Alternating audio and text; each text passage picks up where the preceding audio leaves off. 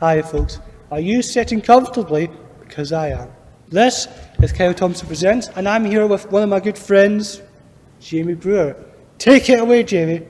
Right, so the songs I'm going to be playing for you today are just tunes I've been learning through university, and we'll be using them as songs for my end of year recital, so yeah, that's pretty much it.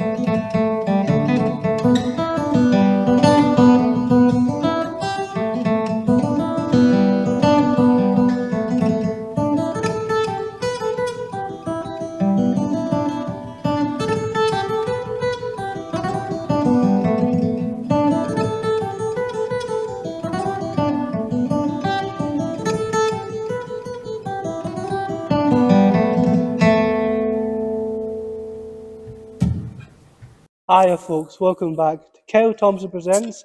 I'm here with my good friend and not fellow guitarist, I don't play guitar, but it's my good friend, Jamie Brewer. Hello, Jamie. Hi, Kel, you alright? I'm okay. How have you been? I've been good yourself. What are you Fuck, been up to? I've been fine. I've been chilling. I've been doing this, Oh, I'm too busy chilling, as they say. Um, but Jamie, thanks for doing this. yeah, no bother, honestly, I appreciate that. It's not bother. So let's just start right at the beginning. Slap down. When was the first time you picked up a guitar? First time I picked up a guitar was, I would say, about 2015, 16, around that time, just before high school. Right?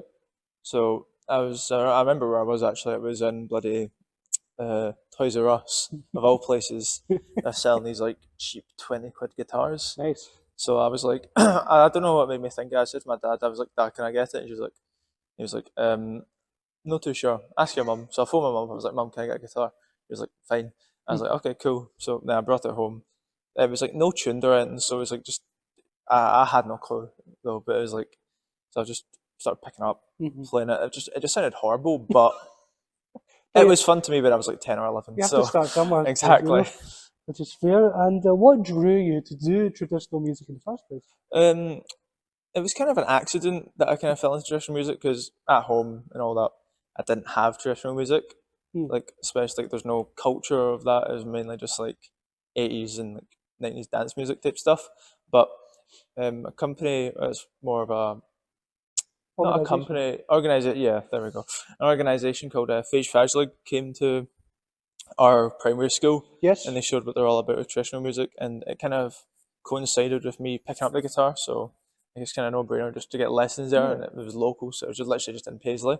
So easy enough. Then I started doing that for like the past God knows how long, and that kind of just got me to where I am today. Which is fair enough. And was there a moment in your life that you realised that doing traditional music was something that you wanted to do?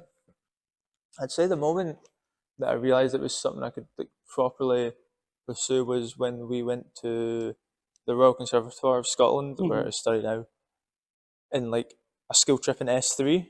That's Like right. I think most of the people who were in there were just like, oh, okay, but like actually realised like you could do like a degree in music, kind of made me realise, oh, that's actually something I want to do. Because Exactly. even back in like S3, like I don't think anyone has any idea what they want to do. No, I certainly didn't either. Like, even like S6, like I wasn't too sure, so I ended up just applying like for a couple of courses, managed to get into the traditional music one, and here we are. Yeah, obviously moved to RCS now, which is so cool, man. And I just wanted to ask, growing up, what were your like different influences? You talked about dance music and all that Yeah, stuff. But more recently, I know you've grown your taste, I will say. So. yeah, definitely. So I would say probably like when I was younger, like music wise, like I was more drawn to my dad's like 80s stuff, so yeah, Michael Jackson, like The Jam, Ah, yes. those types of bands, like Britpop, 80s. But when I like started actually picking up the guitar, you kind of look towards like all the rock icons, Of Slash, course, yes. Randy Rhoads, Angus Young, Eddie Van Halen. He's the main one Yeah. for me. I got the like replica of his guitar. It's Nice. it's really cool to be That fair, is but really I cool. think Eddie Van Halen was like the biggest inspiration to me, like pursuing music. Obviously, within the traditional music space, you have other people like Ennis Watson, and then my old guitar tutor Ron Jappy, and then I have other people who I'll talk about later as that is a further question, I believe. Yes. So I think just a combination of all them have kind of just led me to where I am right now. And obviously, you're going to RCS. It's Yep. certainly been a turning point in your life. And has that changed anything for you just going to that course? Definitely, it definitely changes the way I approach music in the sense of how I practice it, how I want it to sound, especially in like with traditional music, it's more group focused rather than just solo. You can do solo stuff, but the main thing is getting in a band, Oh, like like, fiddle, guitar, yeah, like piano teamwork. sometimes. Teamwork and Exactly. all that. So I think just my general approach to musicality has improved Yeah.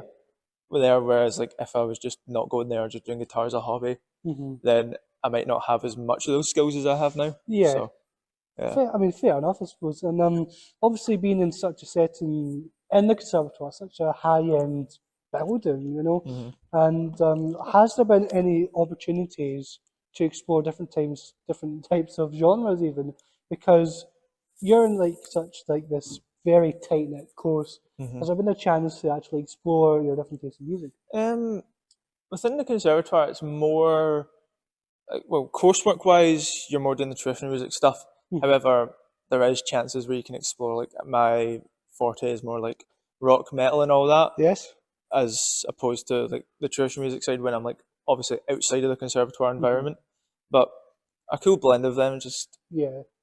I mean, definitely quite it's such a fun. contrast, I have to Oh say. no, definitely. It But there's really is. also, I know quite a lot of the traditional music folk. They integrate a Mhm. lot with the jazz people because it's Yeah. different, but at the same time, It's there's similar I elements was in going the to say sense of the it's not musicality of that it. dissimilar, is it? And obviously, you've kind of answered this question already, to be Hmm. honest. But being in RCS, has there anybody who has influenced the way that you've learned your craft, per se? I'd say this year especially, it was Innes White. Mhm. He's a really like good, like really good guitarist. Mhm. I'd say I'd not properly met him until this year, Right? but I'm getting him for lessons this year, and honestly, like it's just actually improved how much I play. He's opened your eyes in a way. Yeah, like the way I play is just like even like a contrast for I'd say from March, Mhm. like from December to March, Right? there was like a huge difference in how I played, Really? and yeah, I'm really happy I saw it, and even talking to some of the tutors in the course, Mhm. they watch you obviously perform during the year. They've Aye, even commented how I've progressed, so fantastic, I'd man. thank Innes for that, to be honest with you. And you're also involved with a company called Five Facely, which Yeah. we've talked about. And how did you get involved with it? Because I know obviously they came to your school, but after that, did you kind of just continue with that? Yeah, so with Face Value, like, they do multiple types of things. Hmm. So they hold like weekly lessons for guitar, fiddle, Hmm. accordion, and other instruments. So I was just doing that for the better half of, I'd say, maybe 8 years or so. But now obviously I've had the chance to. They've got a Face Week coming up, so it's pretty much just an intensive week of practicing traditional music. Yeah, So I'm glad to be offered an opportunity to do that. help with that. Yeah, yeah. So honestly, yeah, that's, And then that leads to my next question. You're now helping with this age group, and obviously you've grew up in that environment. mhm. What's it like to teach other people about traditional Scottish music? Because it's such a unique thing that Irish Yeah, Racing are doing. It's incredible what they're doing. Can you just talk about that? yeah. I feel like within like maybe within central Glasgow, there's a little bit of it, but especially in like the outskirts, like Renfrew, Paisley, that area, like there's not much traditional music. So I'm kind of glad that Face Magic are here now. Yeah, I mean they're doing something totally unique, I have to say. Oh, 100%. So it's quite good to like, what's the word here? Like show what traditional music is all about and like Gaelic culture and all Yeah, that. and it's there a standout memory or performance that has really impacted you with Five Faces. There's been a couple, I would say. My main one that comes off the top of my head was when we got to perform at the Royal National Mod in Paisley. Mm. I believe that was 2023. I can't quote you on that, but I think within the same year there was a festival that we got to perform at. All So I right, was quite happy for that opportunity. So nice. I think just getting exposed to those types of environments Hmm. is Unique. was yeah really unique, especially when I was like 17. Hmm. No, that was quite fun. And how do you balance your traditional techniques with obviously your musical talents of your hard rock style? It's actually like I've actually thought about this and talked to quite a few people about it. It's quite weird because, especially from the traditional music side, I'd say, especially with the picking technique and all that, it's more akin to bluegrass type. If you've ever heard that, it's just Yes, yes, yes. solid It's very like. pulse, up, down, up, down, up, down, just straightforward. Whereas like the Mhm. rock stuff, you have a lot more leniency of like the way that like you can pick. Yeah, I feel like it gets drilled into you there, especially at RCS. That like the picking technique is one of the main things. right. Like if you don't keep a constant steady flow, you're gonna fall off the beat, and then the it's just not gonna sound as good. Yeah, it must be harsh just doing that. I have to say. You It know, is. it is, but at the end of the day, it is rewarding, to be It fair. is rewarding because you can write so much unique music, I have to say. Exactly. It really is. How's your music style just evolved over these coming years? Quite drastically, to be honest with you, because I started off well, actually, I started off with the traditional music, Hmm. then got into the rock stuff. Hmm.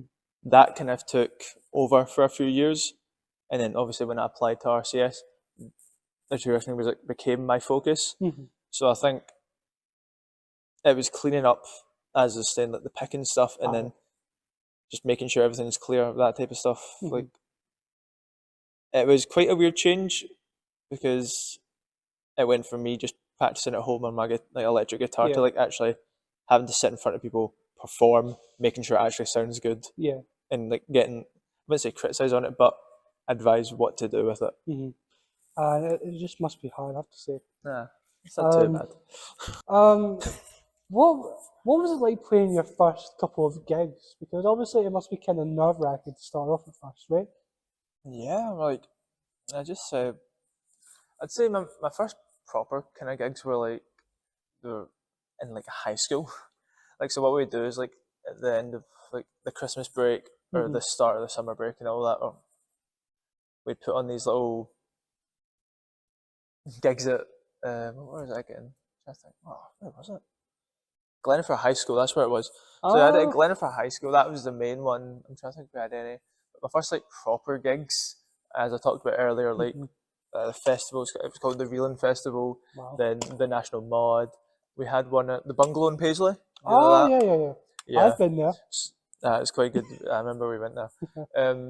But yeah, I think I've lost my train of thought now. That Yeah, me that's too. took quite the energy out It of me took there. quite the energy there. Yeah. So I'm glad you never saw Exactly. that. So Jay, Oh my I god. did. So Go ahead. if you could collaborate with anyone who is alive and or dead, who would it be and Ooh, why? That's a question I ask all my guests. that's a good question. Oh, I need to think about this. It's okay to think. There's one actually quite recently that I've been getting into. Mhm. I've liked him for years, to be fair, but do you know Stevie Ray Vaughan, like the Texas blues guy? Like, I'll show you some of him Yeah, later, but yeah, yeah. oh mate, just his stuff is it's mental. I know he was influenced by Jimi Hendrix a lot, Yes. but and obviously then the blues style Mm-hmm. comes Howl and later on. move and all that. Yeah, but like there's just something about his like the way he played and like the stage presence, Mm-hmm. which is absolutely mental. So I think Yeah, playing with him would be phenomenal. that'd be incredible, I have to say. And here's a random question tomorrow. Yeah, it helps if I can speak properly to It you. would very much. If you could, if you could teleport anywhere in the world to perform to anyone at any place, a different country, anything like that, where would you go to? Hmm. Certainly a question that's been on my mind for the past couple of days. That's actually a good one because I've never thought of that before. One place. You want to tell you mine? Go ahead, you tell me yours. I would probably say, for me personally, I would probably say Nashville, Tennessee. I've been there before. I love my country. I love Elvis Presley and all that stuff. It'd be really nice to perform there. Maybe the Grand Old Opry. That would be really cool to Aye. do. Jamie, what about yourself? If you can't think of an answer, that's okay too. Yeah. No, because there's just so many. Obviously, like you can But either go this, like the route of like just like a remote location, like just get to perform like somewhere up in the Highlands or something. that'd be really cool. Exactly, See, somewhere like like in that. the Orkney Islands or Shetland, Exactly. That would be incredible. I know they have festivals up there, but even just like getting Oh, like a aye. remote area. I know a few people from my uni have done it, so it's Same definitely here. really fun. Same here, man. Or like you choose somewhere like a Coachella or something, like a big like Coachella. yeah, like a big festival event or Yes, something like that. it'd be But cool. it probably like depending on how you think about it, Mhm. those probably the answers. Either somewhere remote like the Highlands or something, Yeah, or big stage Coachella. that'd be cool. Or stagecoach or whatever. Exactly. Um, and looking ahead to the future and all that, are there any projects in line for the future that you're doing or anything like that? I'm working with a few people that I met through Phage Faj League. We're doing a Kaylee Trail Nice. in It's mainly in July, kind of start of August. Nice. We've got a few gigs lined up, which is quite fun. I think That'll the be main good. one that we know about so far is Tyree Music Festival. So I've never been to Tyree, so that should be fun. Hopefully, weather-wise, it doesn't get cancelled. It's been cancelled a few times due Ooh, to bad weather. let's hope it doesn't. So fingers crossed it doesn't. Anything And else? then I believe we're going to Arran for performing. Ooh, all right. And then apart from that, I think it's just gigs in and around Scotland and Glasgow. So Nice.